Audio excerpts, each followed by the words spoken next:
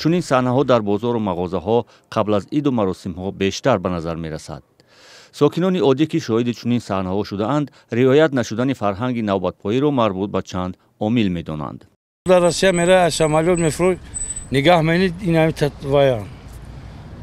Дигар ин Армену, Азарбайҷону ҳаверам шоҳане ки очрат местан ба ҳазр мебуранд мераванд.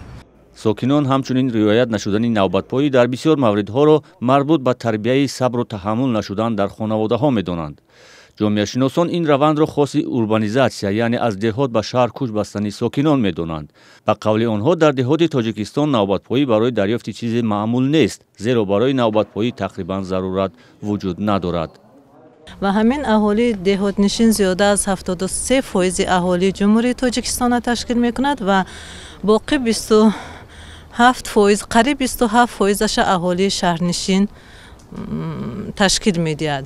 аз ҳамин ҳисоб худи ҳамин навбатпоӣ ё навбатдорӣ, риоя кардани навбат дар дилхоҳ самт ин аслан хоси аҳолии шаҳрнишин аст.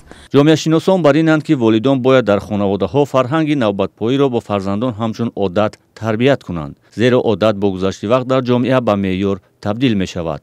ҳоло дар бархи иdoraву муассисаҳои Тоҷикистон баргирифта аз кишварҳои рушдкарда навбатпоии рақамӣ ҷорӣ шудааст ки тартиби бо навбати хидматрасониҳоро ба танзим даровардааст.